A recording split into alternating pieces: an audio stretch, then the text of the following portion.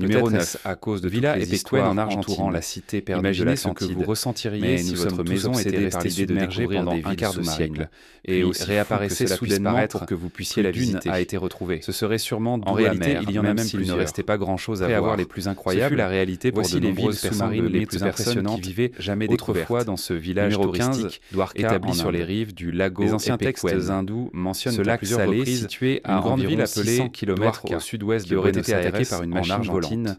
bordait À l'aide autrefois la ville d'énergie thermale de la plus ville de aurait 5000 été habitants, réduite connue à sous le néant nom et de laissée en ruine. Villa Epecuén. Ces mêmes textes Villa décrivent une Epecuén cité était abritant une petite 900 ville 000 typique. palais, Fondée royaumes en ornés d'émeraudes, 1920, de elle cristal et abritait de d'argent, nombreuses sans parler de ses entreprises routes, prospères, boulevards, et une gare maisons, ferroviaire temples et permettant une marchés. vie confortable. Ces légendes Mais autour tout a de changé dans Dwarka les années existent depuis si longtemps que 1970, plus personne ne remet lorsqu'un leur étrange authenticité phénomène en météorologique à long terme bien a entraîné qu'aucune des cité précipitations sous-marine en Inde exceptionnellement corresponde abondantes exactement dans à les cette collines description. environnantes. L'histoire a Le éveillé lago la curiosité Epecuén a commencé des à archéologues. gonfler, Et des archéologues marins ont découvert 1985, plusieurs structures l'eau et salée a artefacts percé le barrage à de environ terre 21 et a mètres inondé sous le la village. surface de la mer. En Ils ont mis au jour des 1993, murs la en ville grès, reposait des à 10 vestiges mètres de sous ports l'eau, maritimes, mais et à un mesure réseau que de le rues. climat s'asséchait, À ce jour, ils estiment que cette structure date d'environ 9000 ans.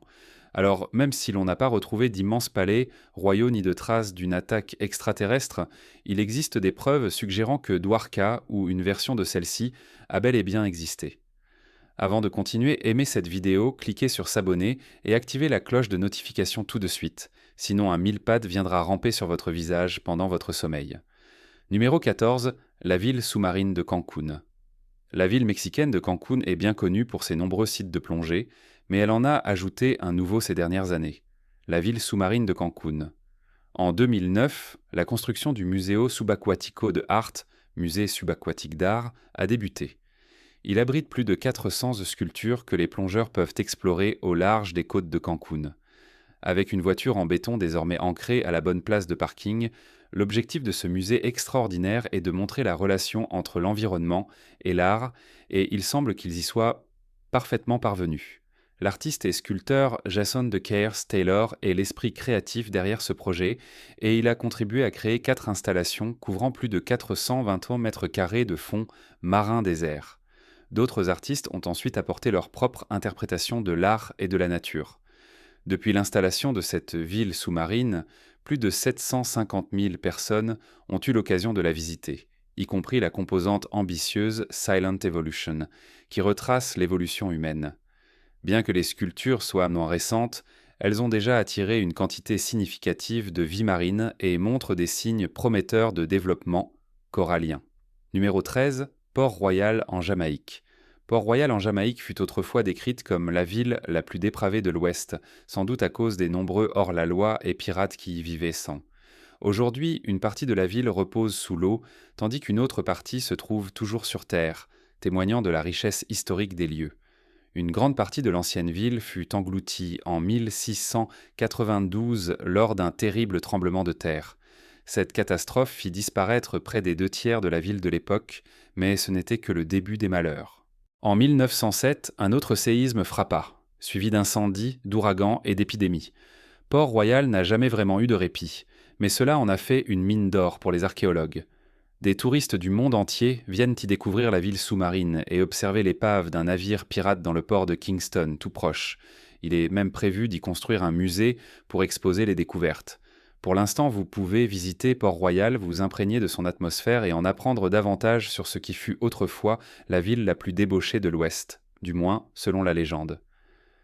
Numéro 12, le monument de Yonaguni au Japon. Le professeur Masaki Kimura, archéologue marin à l'université des Ryukyus, est convaincu qu'une ancienne cité repose sous les eaux de l'île de Yonagunijima au Japon. Il a passé plusieurs années à plonger sur le site, mesurant et cartographiant les formations situées à plusieurs dizaines de mètres de profondeur. D'après ses recherches, les structures en pierre submergées qu'il a identifiées proviendraient d'une sorte d'Atlantide japonaise, engloutie lors d'un puissant tremblement de terre il y a environ 2000 ans. L'une des structures les plus impressionnantes est une pyramide monolithique à degré de 25 mètres de haut. Il estime que toute la cité aurait environ 5000 ans. Robert Schoch, professeur à l'université de Boston, a fait remarquer que toutes les structures découvertes ne sont pas nécessairement d'origine humaine, mais il pense que beaucoup le sont. Plusieurs indices étayent cette théorie comme des marques de taille sur les pierres, des gravures et des rochers sculptés en forme d'animaux. Aucune des structures de cette potentielle cité sous-marine oubliée n'est officiellement classée patrimoine culturel, ce qui permet aux plongeurs de l'explorer librement. Numéro 11. La Cité du Lion en Chine. La plupart des villes sous-marines connues sont les conséquences de catastrophes naturelles comme les séismes, mais ce n'est pas le cas de la Cité du Lion en Chine, une ville construite entre l'an 25 et 200 de notre ère sous la dynastie des Han de l'Est. Cette magnifique ville fut autrefois un centre économique et politique majeur de la province du Zhejiang. Cependant, en 1959, le gouvernement chinois décida de construire une centrale hydroélectrique, ce qui entraîna l'engloutissement progressif de la cité. Un lac artificiel fut créé, submergeant entièrement la ville de Xicheng sous 40 mètres d'eau. Ce lac est aujourd'hui connu sous le nom de lac Qiandao et couvre 560 km² avec plus de 1000 grandes îles et des milliers de petites. Et qu'est devenue la ville ? On pourrait penser qu'elle se serait décomposée avec le temps, mais ce n'est pas le cas, du moins pas encore. Privée de pluie, de vent et de soleil, elle était devenue une véritable capsule temporelle. Temples, routes pavées, habitations, arches commémoratives et même escaliers en bois sont restés intacts. Aujourd'hui, la Cité du Lion est devenue une attraction touristique, où les plongeurs peuvent l'explorer et admirer cette ville figée dans le temps depuis plus d'un demi-siècle. Numéro 10. Pavlopétrie en Grèce. En explorant entre la plage de Punta, dans le sud de la Laconie, et l'île d'Éléphonissos en 1904, le géologue Fokia Negri a signalé qu'il avait trouvé une ancienne cité reposant sur le fond marin. Puis, en 1967, l'océanographe de l'université de Southampton, le docteur Nicholas Fleming, a visité cette cité submergée et a découvert une ville antique engloutie à environ 4 mètres de profondeur. L'année suivante, le docteur Fleming est revenu avec des archéologues de l'université de Cambridge pour cartographier et dater cette ville. Ce qu'ils ont trouvé était stupéfiant. Cette incroyable cité sous-marine possédait des bâtiments, des rues et même des places publiques. Ils pensent qu'elle remonte à la période mycénienne, entre 1680 et 1180 avant Jésus-Christ. J.C. Depuis, de nombreuses recherches ont été menées pour en apprendre davantage sur cette ville appelée Pavlopétrie. En 2007, un programme de recherche a été lancé pour l'étudier, avec pour objectif de répondre aux questions sur sa datation et sa nature. Aujourd'hui, ces vestiges sont visibles à une profondeur de 4 mètres et se trouvent à environ 4 heures de route d'Athènes ou à 2 heures et demie de l'aéroport international de Kalamata. Numéro 9. Villa Epecuén en Argentine. Imaginez ce que vous ressentiriez si votre maison était restée submergée pendant un quart de siècle, puis réapparaissait soudainement pour que vous puissiez la visiter. Ce serait sûrement doux amer, même s'il ne restait pas grand-chose à voir. Ce fut la réalité pour de nombreuses personnes qui vivaient autrefois dans ce village touristique, établi sur les rives du lago Epecuén. Ce lac salé, situé à environ 600 km au sud-ouest de Buenos Aires, en Argentine, bordait autrefois la ville thermale de plus de 5000 habitants connue sous le nom de Villa Epecuén. Villa Epecuén était une petite ville typique. Fondée en 1920, elle abritait de nombreuses entreprises prospères et une gare ferroviaire permettant une vie confortable. Mais tout a changé dans les années 1970, lorsqu'un étrange phénomène météorologique à long terme a entraîné des précipitations exceptionnellement abondantes dans les collines environnantes. Le lago Epecuén a commencé à gonfler et, en 1985, l'eau salée a percé le barrage de terre et a inondé le village. En 1993, la ville reposait à 10 mètres sous l'eau, mais à mesure que le climat s'asséchait, l'eau a commencé à se retirer vers 2009. Bien que la ville soit aujourd'hui en ruine et à peine reconnaissable, beaucoup reviennent voir s'ils peuvent retrouver leur ancien foyer. Un homme a même choisi d'y retourner vivre. Numéro 8. Héraclion en Égypte. Pendant des siècles, on se moquait de l'idée que la ville d'Héraclion en Égypte ait un jour existé. Bien sûr, la rumeur disait que Paris et Hélène de Troie y avaient séjourné, et de nombreux historiens de l'Antiquité l'avaient mentionné, mais où était-elle ? Si elle n'était nulle part, c'était sûrement un mythe. Ce ne fut plus un mythe en 2000, lorsque l'archéologue français Franck Gaudiot l'a découverte après qu'elle ait été perdue pendant 1200 ans. Nous savons désormais que cette ville, également appelée Tonis, a été fondée au XIIe siècle avant. J.C. et qu'elle a disparu sous l'eau il y a environ 1200 ans. L'hypothèse la plus probable est celle d'un tremblement de terre.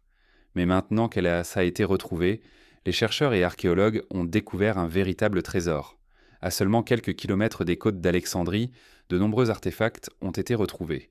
Statues, navires, statues en bronze, pièces d'or et d'énormes dalles de pierre gravées d'inscriptions égyptiennes et grecques. Il y a même une statue gréco-égyptienne, que l'on pense représenter Cléopâtre II en tant que déesse Isis. Alors, lorsqu'on vous dit qu'une ville perdue est un mythe, il y a de bonnes raisons de croire que ce n'est peut-être pas le cas. Il se pourrait simplement qu'on ne l'ait pas encore trouvée. Numéro 7. Baise en Italie. Saviez-vous qu'il existait en Italie une ancienne ville comparable à Las Vegas ? Baise était une cité romaine connue comme une station balnéaire de luxe pendant des siècles. Elle était fréquemment visitée par l'élite romaine, les riches et les puissants. Même Néron, Cicéron et César faisaient partie des nombreuses figures influentes qui s'y rendaient et y possédaient en des villas. La ville était construite au-dessus de bouches volcaniques naturelles, ce qui fut à la fois son attrait et sa perte. Ces évents étaient utilisés comme source thermale médicinale, et les Romains avaient compris qu'il était facile d'y construire des thermes. Vers le 8e siècle, les plaisirs prirent enfin brusquement. L'armée musulmane saccagea la ville, qui fut ensuite totalement abandonnée vers 1500. Ce fut peut-être une bénédiction déguisée, car les évents volcaniques, à l'origine de son attrait, furent aussi responsables de la montée des eaux. Aujourd'hui, c'est un parc archéologique sous-marin que les visiteurs peuvent explorer en faisant de la plongée, du snorkeling ou en nageant.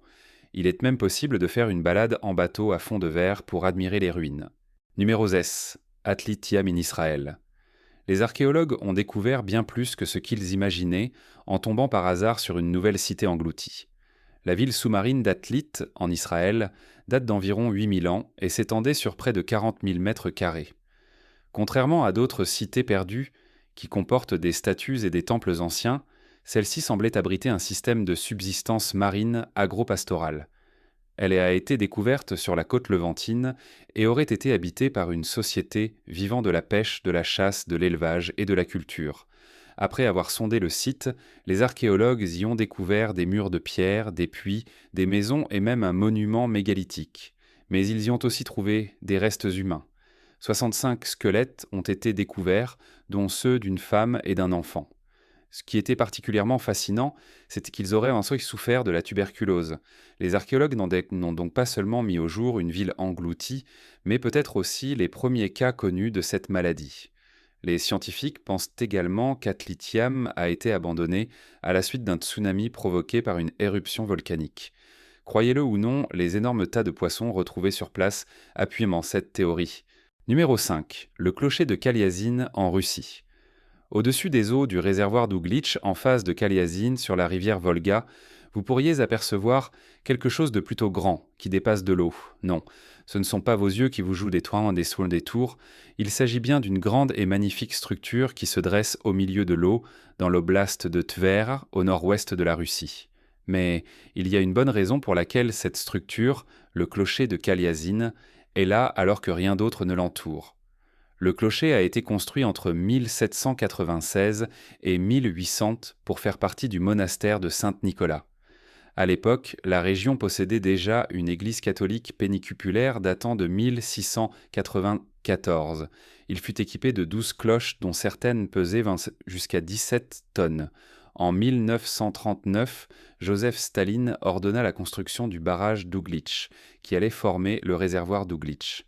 En conséquence, plusieurs parties anciennes de Kaliazine, y compris des structures médiévales, furent submergées. Les monastères de Troïtsky-Makariev et de Saint-Nicolas furent parmi ceux engloutis. Même si l'église fut démantelée, le clocher fut laissé intact. Aujourd'hui, il s'élève à environ 75 mètres au-dessus de l'eau et est devenu une attraction touristique. Il y a même un petit quai pour les bateaux. Numéro 4. La ville engloutie de Cuba.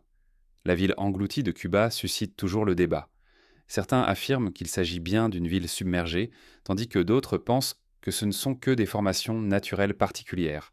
Peu importe de quel côté vous vous situez, il est indéniable que ce qui se trouve dans la province de Pinar del Río, à Cuba, est pour le moins étrange. L'ingénieur maritime Pauline Solitsky et son mari Paul Weinswig étaient en mission de relever en 2001 avec le gouvernement cubain lorsqu'ils découvrirent d'étranges images sonars. Ils notèrent une série de structures en pierre organisées à environ 650 mètres sous la surface de l'océan, reposant sur un fond marin désertique. Elles semblaient symétriques, ce qui amena à penser qu'il s'agissait peut-être des vestiges d'une cité sous-marine.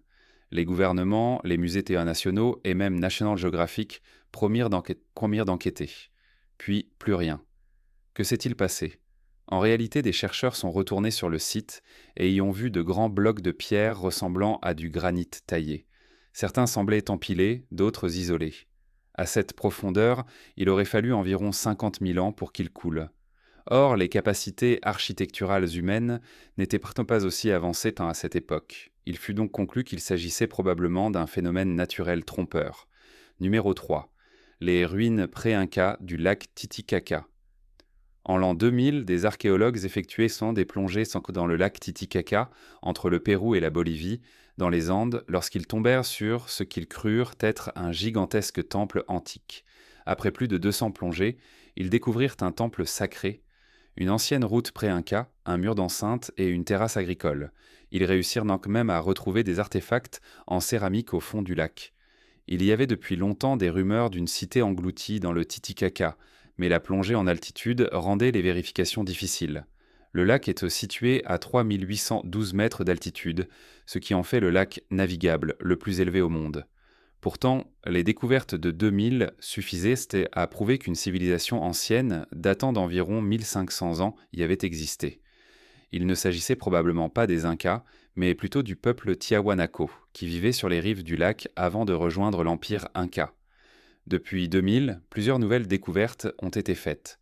On compte aujourd'hui 24 sites archéologiques sous-marins dans le lac et des projets sont en cours pour préserver les structures terrestres et sous-marines dans un musée. Numéro 2. Le parc de sculptures sous-marines de la baie de Molinaire. Si vous visitez la côte ouest de la Grenade, il vaut la peine de faire un détour par le tout premier parc de sculptures sous-marines du monde situé dans la baie de Molinaire. Le parc fut construit pour régénérer la zone après des dommages causés par une tempête. Il avait également l'avantage d'offrir un habitat aux coraux et aux algues. Que vous fassiez de la plongée libre ou avec bouteille, vous vivrez une expérience vraiment unique. Plusieurs structures en béton et acier sont fixées au fond marin pour attirer les plongeurs. Jason de Keyers, Taylor, artiste, photographe, environnementaliste et sculpteur britannique, est à l'origine de la plupart des œuvres. On y trouve 65 sculptures au total, dont certaines pièces remarquables comme The Lost Correspondent, The Vicissitudes et Crest of the Deep. Le parc est ouvert depuis 2006 et les sculptures s'en résistent plutôt bien. Certaines ne sont plus en parfait état, mais cela n'enlève rien à l'expérience. De plus, les frais d'entrée servent à financer des initiatives de gestion marine. Un vrai gagnant-gagnant. Numéro 1. Les villages perdus du Canada. Inondations, tsunamis et tremblements de terre ont détruit de nombreuses villes et villages. Parfois aussi des éruptions volcaniques. Mais les 10 communautés, composées de 9 villages situés sur une île habitée en Ontario, au Canada, furent détruites d'une manière très différente.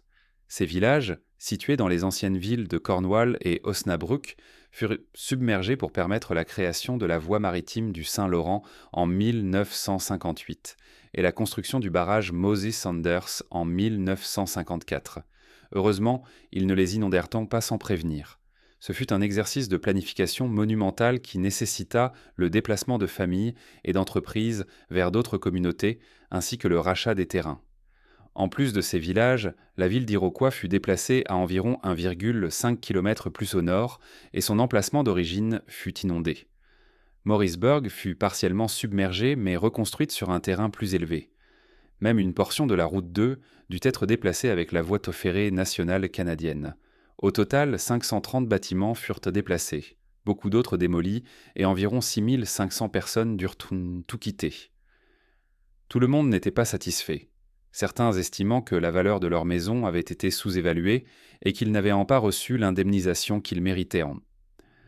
Le monde que nous connaissons aujourd'hui est très différent de celui d'il y a des milliers d'années, et cela est prouvé par le nombre de structures et de cités que nous découvrons sous l'eau. Habitez-vous près d'une d'elles? En connaissez-vous d'autres? Découvrez aussi nos autres vidéos passionnantes qui apparaissent à l'écran.